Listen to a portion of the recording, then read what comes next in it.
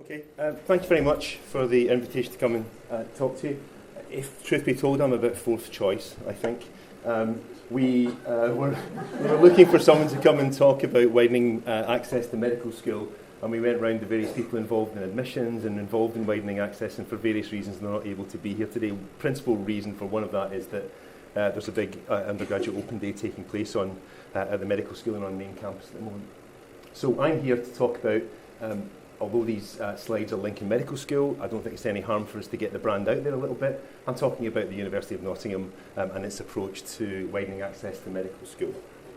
And I've only got 10 minutes, so I'm afraid some of it will be a bit quick. This isn't meant to be any sort of analysis or detailed exploration of the terminology, but I think it is worthwhile thinking about what we mean when we say widening access. And amongst that, we've often got the widening participation, which almost exclusively tends to be about encouraging people from low socioeconomic backgrounds or disadvantaged backgrounds taking part in medical education. The widening access in its broader sense, though, probably includes that, but it also includes encouraging people from non-traditional backgrounds, maybe people who've got A-levels but not the right A-levels, or graduates from non-science disciplines to come into medical training. And bearing in mind that this is being filmed, nobody needs to put their hand up if they don't want to. I'm just wondering how many of us would feel that when we went to university or college or whatever, that we fitted into that widening access bracket most broadly described there. Anybody prepared to put their hand up? I'll put mine up if it helps. Okay, so a relatively small minority of the group. So what are we doing to try to improve widening access to medical school? I think we can all understand the reason why we want to do it. We want the medical profession particularly, but all other professions to reflect, broadly speaking, the makeup of society. I think you could make an argument that it's very difficult, although not impossible, or more difficult but not impossible, to understand where a patient might be coming from if you haven't had some of the life experience that they have had, and your life has been very different to theirs. So the Nottingham and the Lincoln Medical School are doing various things to improve that. We have several different routes into medical degrees, and I'll talk about these in a bit. One of the key things that we're doing, which we're not doing as a medical school, but the students are doing themselves, is that widening access to medical school. Student Society, which is very active.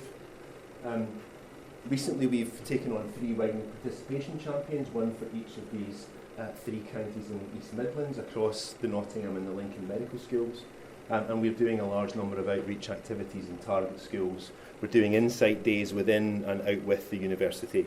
And obviously some of us in the room will be aware of summer school activities which are ongoing by the university and the medical school itself.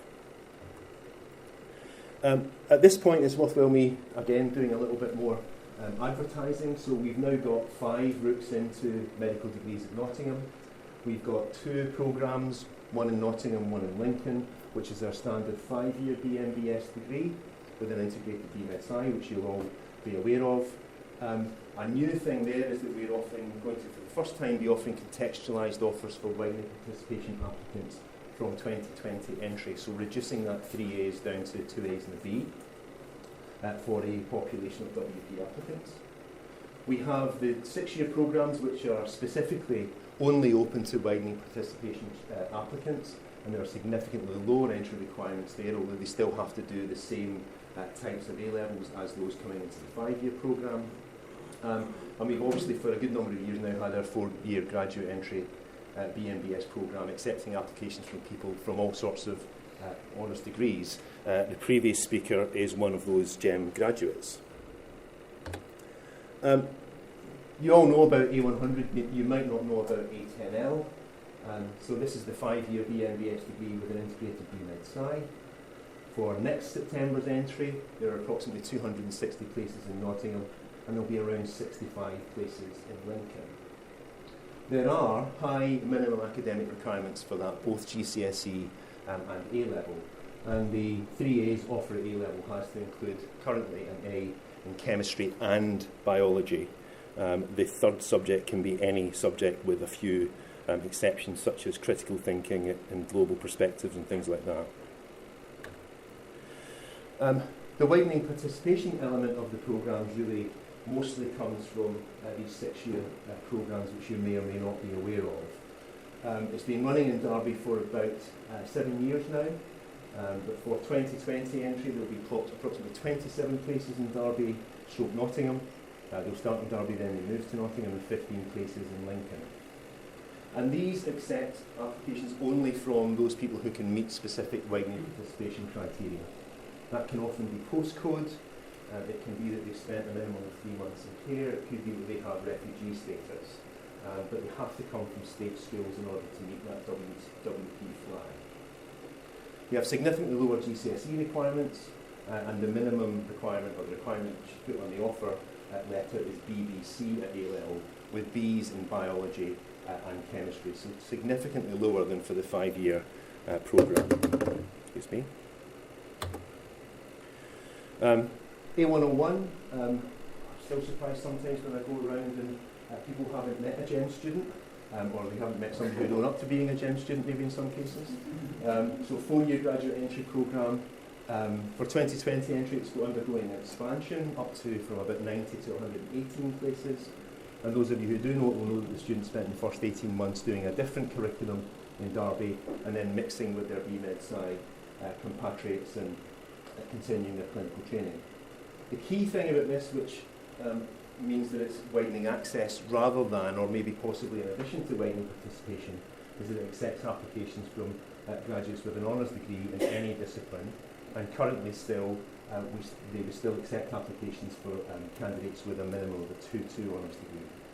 There are no minimum GCSE or A-level requirements. You do, however, have to sit the bladder-busting GAMSAT exam and do very well in that. Better if you've got a 2-2 than you would have to do if you have a 2-1 or a first. That's the only slight difference for someone with a 2-2. So there, as well as the 5-year programme, which is very challenging, the university has developed and is starting to expand its programmes, which we consider to be more widening access or widening participation. Just to give you a figure, of the students who are likely to be coming into Lincoln Medical School, the 95 of them, we reckon from looking at those people holding firm offers that up to 44% of them in that group of 95 may well have widening participation characteristics. That's significantly higher than has ever been the case before. And next year, when our intake becomes 65, joined by 15, all of whom are WP, from the 6-year from the foundation year of the 6-year programme, we might be upwards of 50 to 55% WP candidates. So we're doing significantly better in that than we were doing before, and than many of our competitors might be. In terms of changes for 2020 entry, as well as offering those routes, for WP applicants for the 5-year programme, something the university is doing which is new, is saying that they will accept a minimum predicted grades and will give an offer of A/B with an A in either chemistry or biology, not both, to those candidates who have WP characteristics. If students are applying for A100, A108 and A10L, it's probably more for the 5-year programmes than the 6-year programmes. They can reapply if they're resitting their A-levels, but only if they meet a widening participation criterion, and only if they already have A/B/B with an A in either biology or chemistry. They can then resit the other A-levels and apply and be eligible to enter the programme. So there's significant softening of the entry criteria for that 5-year degree in order to take account of the degree of either socioeconomic or educational disadvantage that these students will have. Another big thing which you might not think of as being widening access is that while students will have to still submit a personal statement, other medical schools are looking at it, UCAS kind of requires it, the personal statement will not be scored as part of the process in determining which students are being interviewed, but it will be reviewed for any statements of alarm, having been in Broadmoor for the last 10 years or something like that, before any offer is actually made. And the reason for that is twofold. First of all, we have to screen lots of them, and it's a lot of work. Secondly, even when you screen them, there's not very much that differentiates the really good from the quite good. And thirdly, many of them are very similar to each other, and many of them we think probably have been significantly written by either school or parents or both. Okay? And there's a sense that the person who's not coming from a WP background might get more help with that, or can access more help with that than someone coming from WP. Other things we're doing, many of you will be aware of the Student Society. In all of this, it's usually the students who take the lead. And this is the Student Society, largely but not exclusively made up of students who come from widening participation backgrounds themselves, and they offer a really good programme of events. They do e-mentoring of applicants. They try to organise and get involved with work experience, and they'll do school visits. And they're very keen for local clinicians to get involved. So if you're interested, I would have a look at wamsnottingham.ac.uk to see how you can get involved in that. We have the Widening Participation and Outreach Champions. Their names are there. None of them were able to come for various reasons. Generally speaking, we're talking about a day a week of commitment, 2 sessions of commitment per week to WP and Outreach in the various counties. We also now have a widening participation coordinator, Sarah Vickers, and they're focusing on working with the outreach teams from the 2 universities, other outside groups and local clinicians. So if you are working in Nottinghamshire, Derbyshire or Lincolnshire and you think you can lend a hand with WP, please do get in touch with one of these 3 WP outreach champions or the coordinator.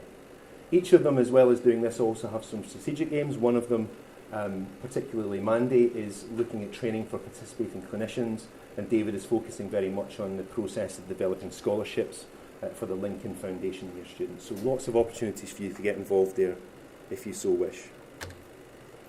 And I'll just leave you with some pictures of the Insight Days that we did recently at the Lincoln Medical School, where students came in, learned a bit about the anatomy and physiology of the cardiovascular system, then got a chance to do some fairly low fidelity mannequin work, doing heart sounds and pulses and various other things, and then expanding into taking each other's blood pressure and things like that.